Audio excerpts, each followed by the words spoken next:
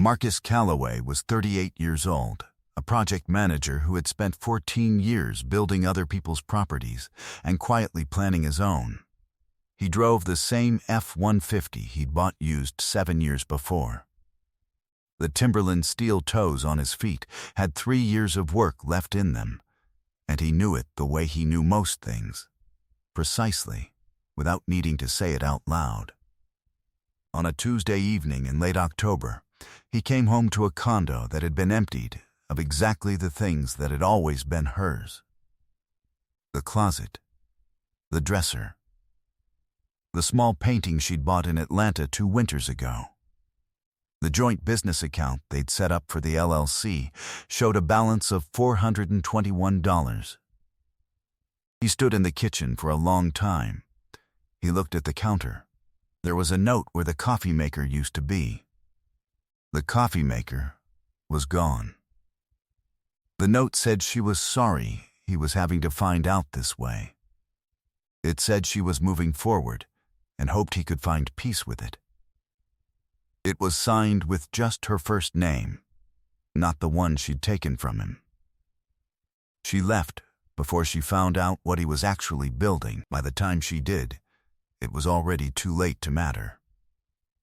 Before we jump into the story, comment where in the world you are watching from and subscribe, because tomorrow's story is one you need to hear. The coffee maker had been there that morning.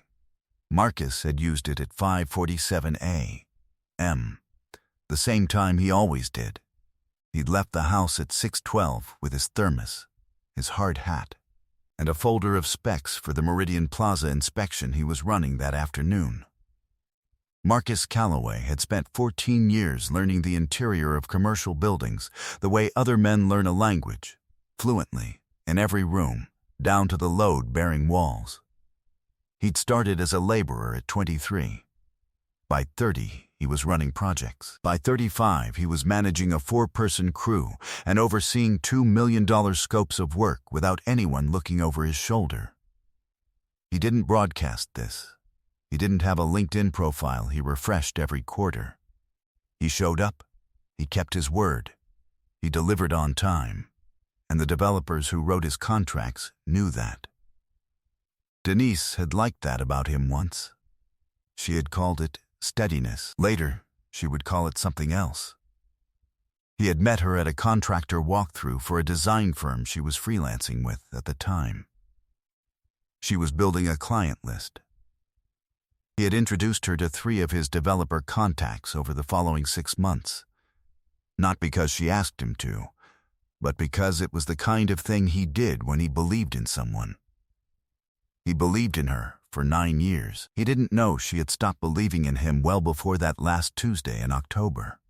The kitchen light was on when he turned onto their block. That was the first detail.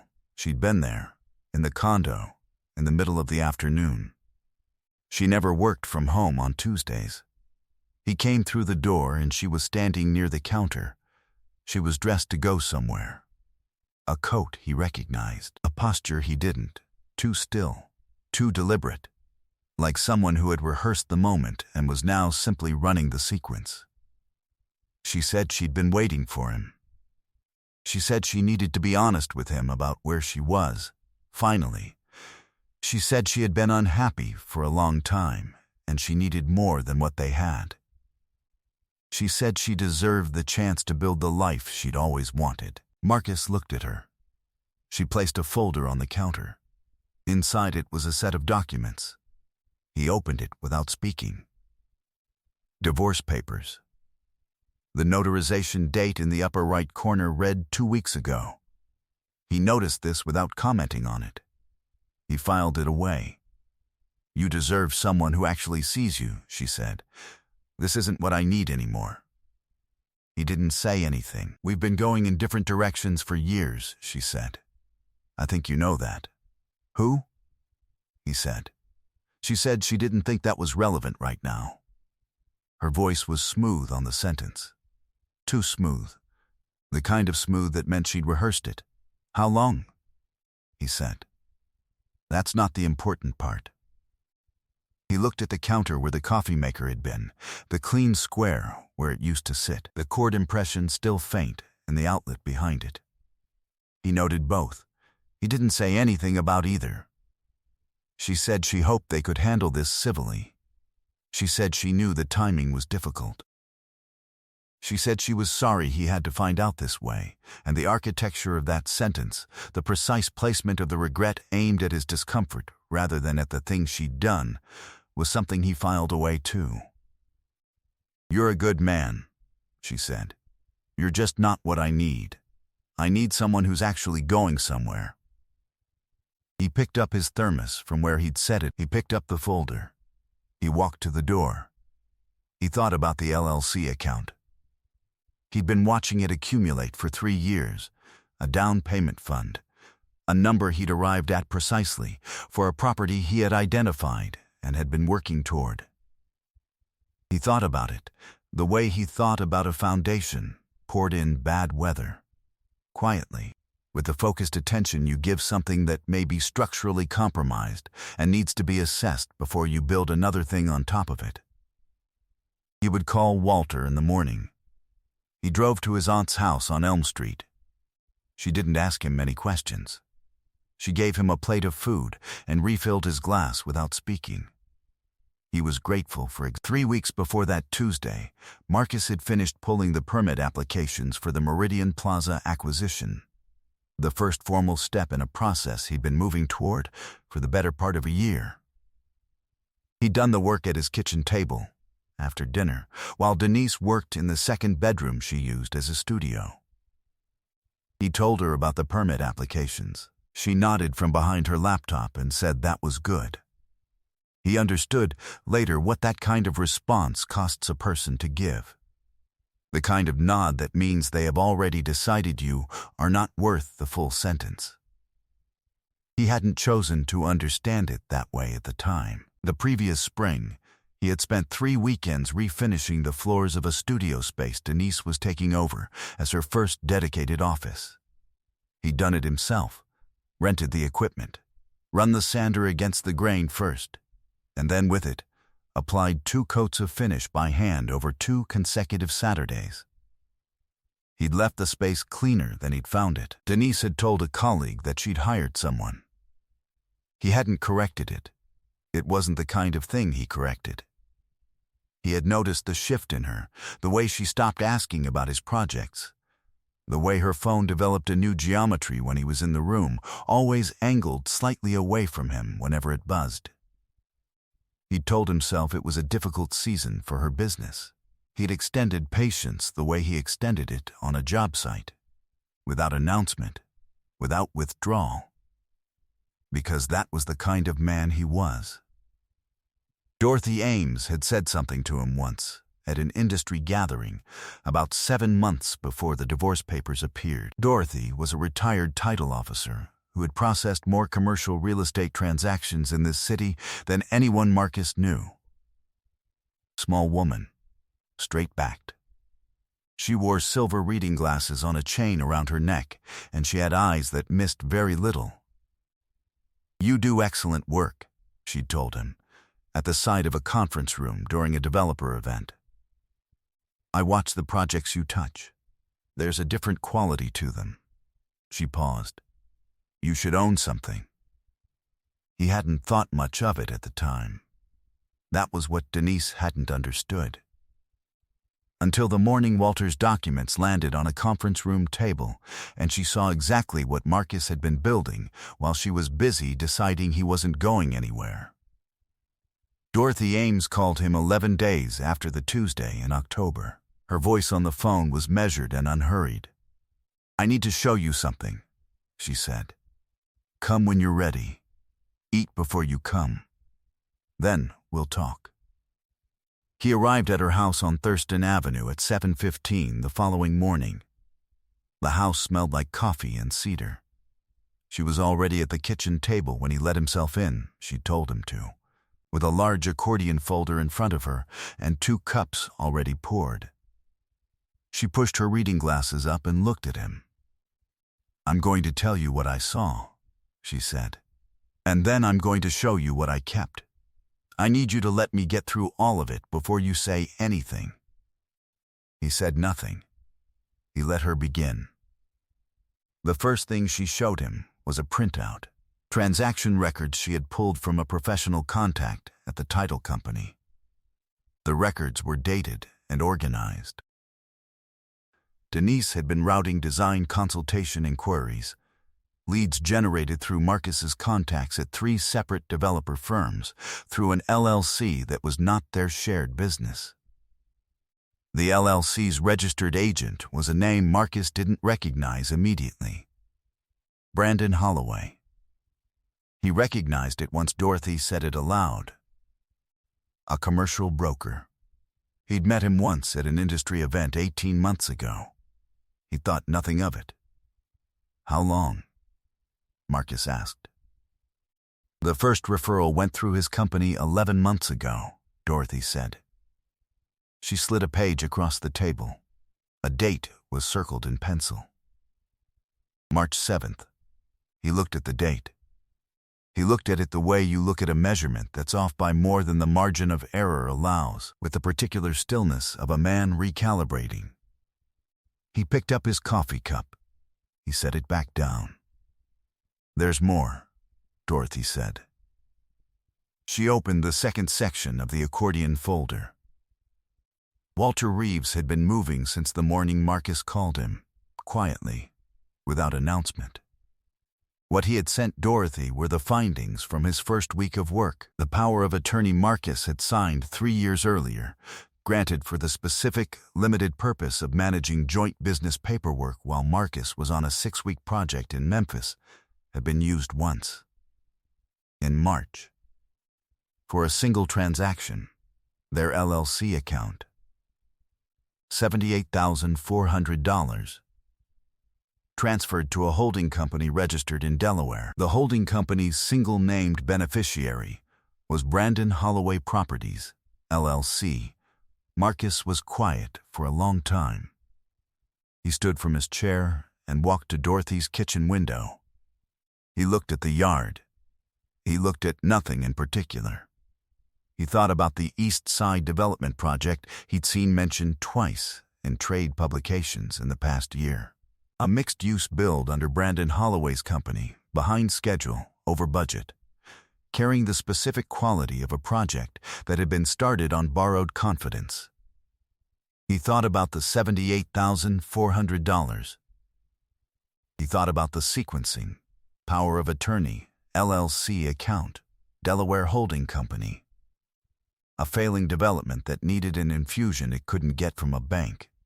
He caught it the way he caught a wiring error, not with anger, but with the quiet, certain recognition of a man who knows what a correct connection is supposed to look like and can see immediately when one has been made wrong.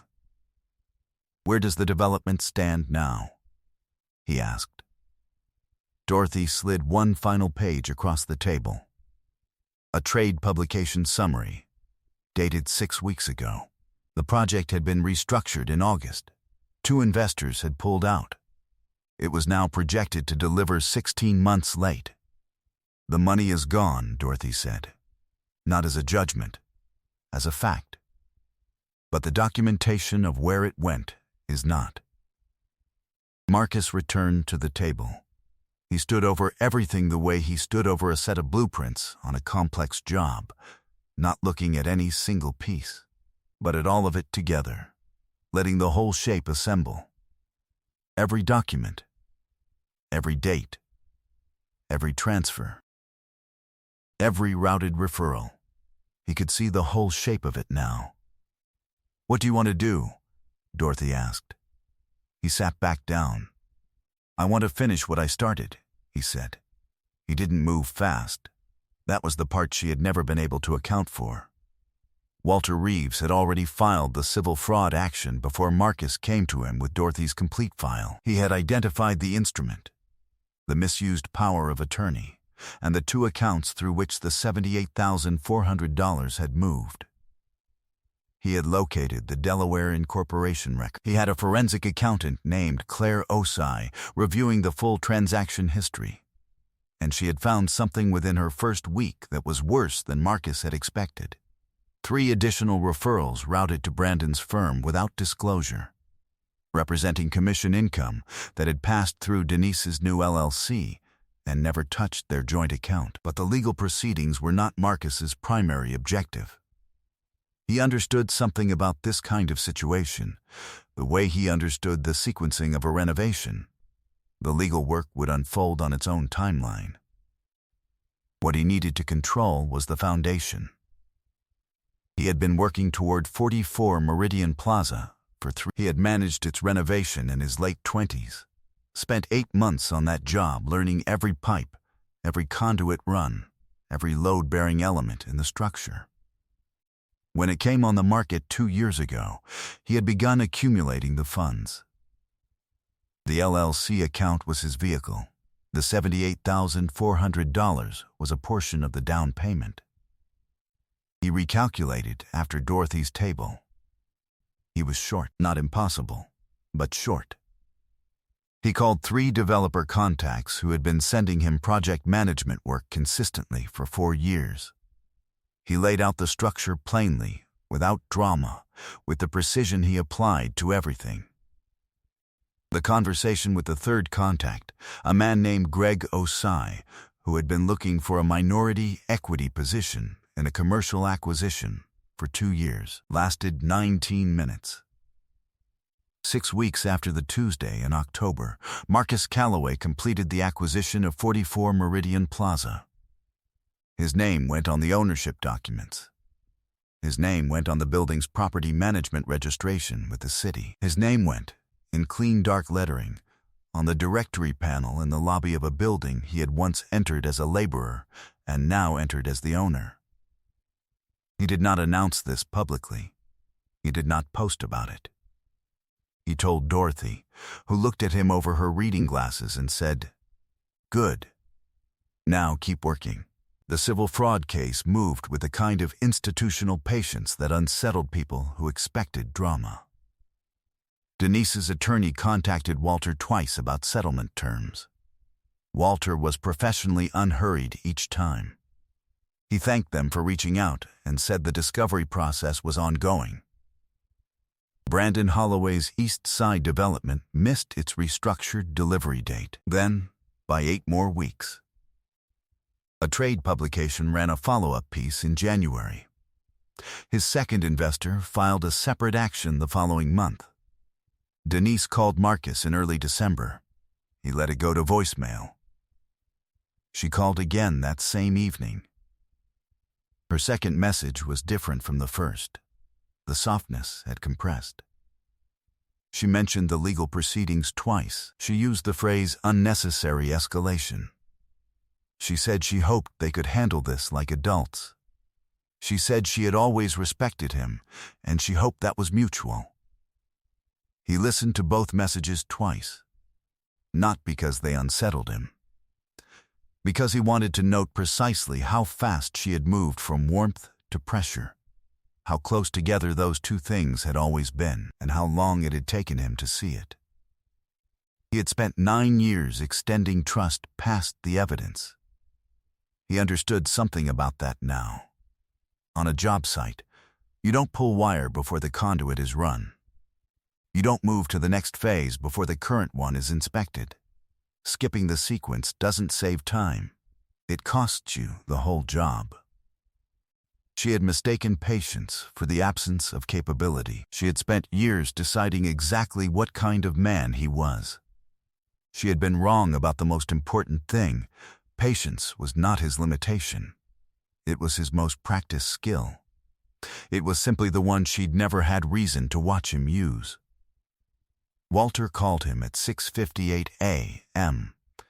on a Wednesday to confirm the full response to her attorney's second settlement inquiry had been filed. "She thinks this is already over," Marcus said. Dorothy was sitting across from him at the kitchen table. She looked at him steadily over her reading glasses. She said nothing. She refilled his coffee. Marcus arrived at the downtown conference room 14 minutes early. He liked it that way. The room was on the 22nd floor of a building on 4th Avenue. Floor-to-ceiling windows, neutral walls. A long dark table with nothing on it yet.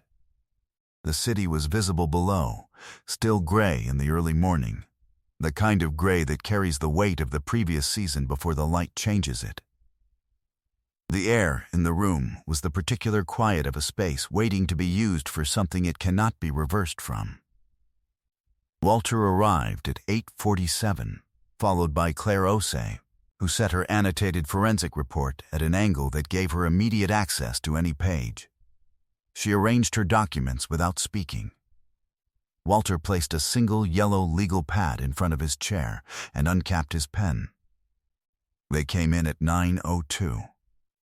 Denise and her attorney, a man named Prentice Gould, silver-haired, pinstriped, the kind of attorney who moved through conference rooms with the confident weight of a man who believed he already knew the shape of the proceedings.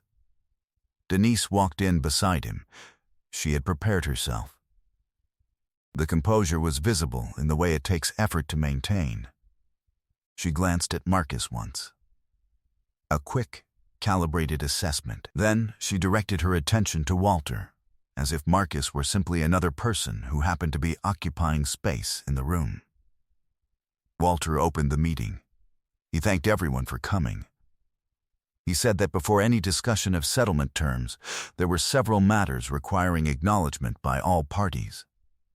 He opened his folder. He began to place documents on the table with the unhurried efficiency of a man who had done this many times. He placed them in sequence and left space between each one. The first document was the power of attorney instrument, dated 3 years prior. This instrument was used on one occasion, Walter said. March 14th. For a single transaction in the amount of $78,400 transferred from the joint LLC account registered to both parties. He let the number sit. This transaction was not authorized by Mr. Calloway. A civil fraud action has already been filed and is currently in the discovery phase. Prentice Gould made a note on his legal pad. His expression did not change. The second document was Claire's forensic accounting report. She placed it herself, turned it toward the opposing side of the table. She walked through the findings in a flat, professional voice. The transfer from the LLC to the Delaware Holding Company, the dates of the 2 installments, the destination, Brandon Holloway Properties, LLC, at a time when that entity was actively losing capital on a stalled development. We are not in a position to speak to the business decisions Mr. Holloway made with the transferred funds, Claire said. We are in a position to document that the transfer occurred, that it was executed using a legal instrument not intended for this purpose, and that the receiving entity had no standing as a beneficiary under the terms of the original LLC. Something moved across Denise's face. She had worked to keep it from moving, and the effort was visible to anyone watching carefully enough. Marcus was watching carefully enough. The third document was the registered agent filing for the Delaware Holding Company. Walter placed it without comment. Prentice Gould picked it up. He looked at it for a moment. He looked at it for another moment. For the first time since entering the room, his expression was not professionally relaxed. The silence lasted 11 seconds. Marcus counted them. "We'll allow a few minutes for your team to review," Walter said. Marcus stood. He gathered nothing from the table. He had arrived with a single manila folder, and it had served its purpose. He buttoned his jacket. He shook Claire's hand. He walked toward the door. He stopped. He turned back. Denise was looking at him. Not at Walter, not at the documents, at him. He said it quietly, only for her. Not as performance. There was nothing performative about it. "I didn't need you to understand what I was building," he said. "I just needed you gone long enough to finish it." He walked out without looking back. It did not happen all at once. The civil fraud settlement came through in February. The financial recovery was partial. $41,000 was recoverable from the remaining assets of the Delaware Holding Company after Brandon Holloway's development collapsed. The rest had dissolved into a failed project that would spend another year in separate litigation. Brandon's second investor filed his own action in March. The East Side development never delivered. Denise's design firm lost 3 of its 4 developer-sourced clients in the 6 months following the proceedings. 2 of those clients were contacts Marcus had originally introduced her to. They redirected their work without explanation. They simply redirected it. She was carrying the weight of what she had chosen, the way a person carries something they cannot set down. Not dramatically, just constantly. Marcus was building something, not fast. The way he built everything. 44 Meridian Plaza had 9 commercial tenants by April. He had overseen the build-out of every suite himself, not because he had to, but because he knew the building the way a surgeon knows a specific body, and that knowledge meant the work was done correctly and on time. His name was on the contracts. His name was on the property management registration. His name was on the lobby directory in clean, dark letters. He had 4 employees by spring. A 5th was starting in June. He answered every call the same day. He gave accurate timelines, and he hit them. In late February, a commercial design firm leased 2 suites on the 4th floor of Meridian Plaza and opened a search for a director of interior design. 1 application came through the building's leasing office addressed to Marcus from a Denise Calloway. He forwarded it to the hiring firm's office manager without a note. It was not his decision to make. The firm extended an offer to another candidate 3 weeks later. Dorothy had sent something to his office in January, a small succulent in a clay pot. No card, no note. Just the plant. He kept it on the windowsill above his desk. He watered it on Thursdays. On a March morning, Marcus stood on the 4th floor landing of Meridian Plaza, where his crew was running a build-out 2 days ahead of schedule. The light came through the east-facing windows at a low angle, pale and specific. The kind of morning light that makes new materials look like they've always belonged there. He watched the crew for a moment. The sound of a drill cycling up, a level reading called out between 2 men. Someone laughing at the far end of the floor. He thought about the man who had driven to his aunt's house on a Tuesday evening in late October with a thermos and a folder and no coffee maker. He thought about that man the way you think about someone you used to know, with recognition, without grief. He put on his hard hat. His name was printed on the front of it, in black, above the company mark. He walked toward the work. I hope you enjoyed that one. Be sure to like the video and subscribe so you don't miss the next story. I've picked out 2 more for you that I think you'll really like.